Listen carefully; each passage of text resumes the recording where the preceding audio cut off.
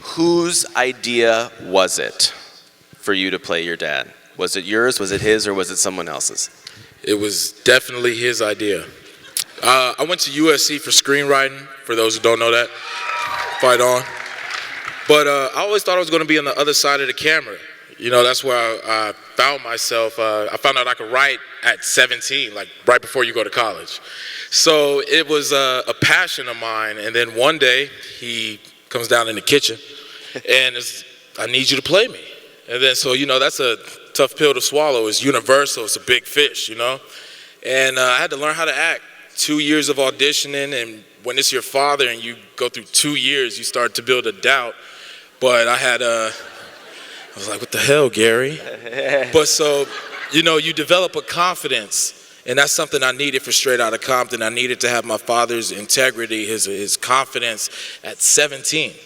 So when you say that he came into the kitchen and said, I need you to play me, is it because he knew that was the best idea, or was it because they had already looked at other actors and they couldn't find the right person? No, he had gotten off the phone, you know, and they're like, look, they're taking the NWA movie seriously. It was before we knew it was Straight Outta Compton.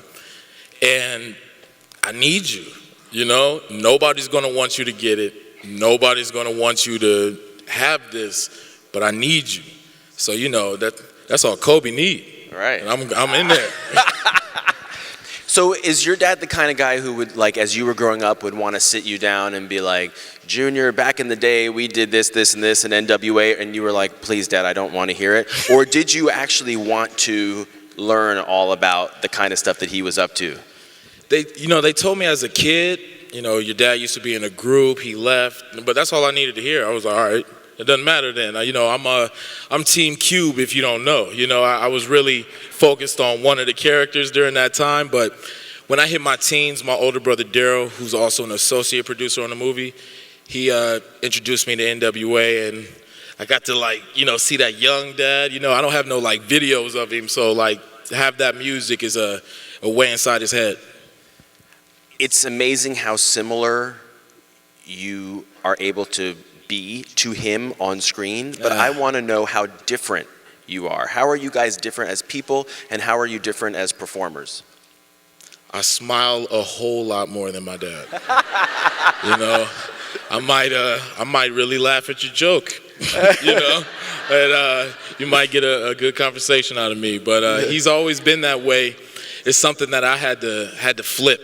You know, my dad. To my dad, all of you are guilty until proven innocent. To me, you know, you cool until I figure out why you not cool. Okay. So, you know, I had to flip that throughout the movie, and I'm constantly playing chess. I'm constantly, like, you know, peeping the scene, looking how everybody's talking. I'm thinking over and over, and he would tell me every day what was on his mind at that time and point. On the bus, for instance, I asked him, what are you thinking? Somebody just got on the bus with a gun. He said, oh, I'm gonna die.